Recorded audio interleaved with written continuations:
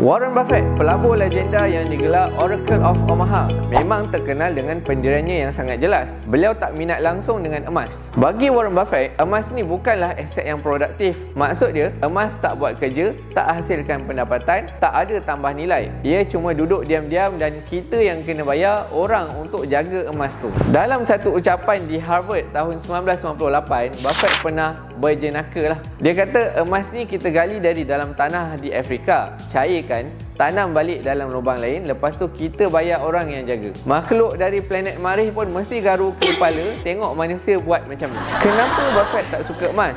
Menurut Buffett, pelaburan boleh dibahagi kepada 3 jenis. Yang pertama, aset produktif. Contoh macam perniagaan, ladang ataupun saham syarikat yang hasilkan keuntungan. Yang kedua, aset berdasarkan kekurangan dan permintaan, macam emas.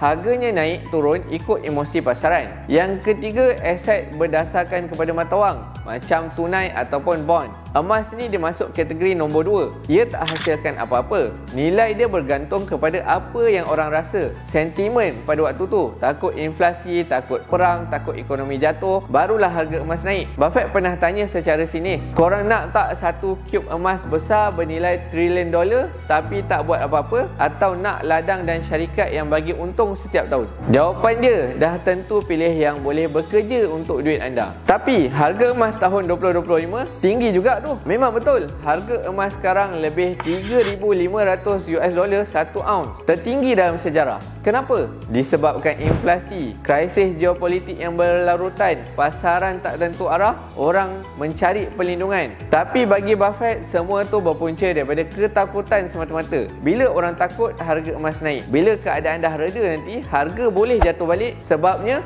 emas tak jana apa-apa pendapatan pun. Mereka akan berpindah ke aset-aset lain yang boleh menjana pendapatan. Buffett dia tak pilih emas, tapi dia pilih syarikat. Cuba tengok portfolio syarikat dia. Berkshire Hathaway, ada saham Apple, Coca-Cola, American Express. Semua ni syarikat besar yang konsisten buat untung. Buffett percaya kepada nilai sebenar. Dia tak layan spekulasi ataupun ikut emosi pasaran. Jadi nasihat dia kepada pelabur adalah, jangan pilih pelaburan sebab orang lain takut. Pilihlah pelaburan yang bekerja untuk duit anda. Kalau anda serius nak bebas kewangan, jangan kejar kilauan emas. Kejarlah aset yang mencipta nilai, cipta pendapatan. Itu barulah pelaburan sebenar. Jadi, anda nak miliki kilauan emas ataupun anda nak duit anda bekerja dan hasilkan lebih banyak duit? Pilihan di tangan anda. Tulis dekat ruangan komen.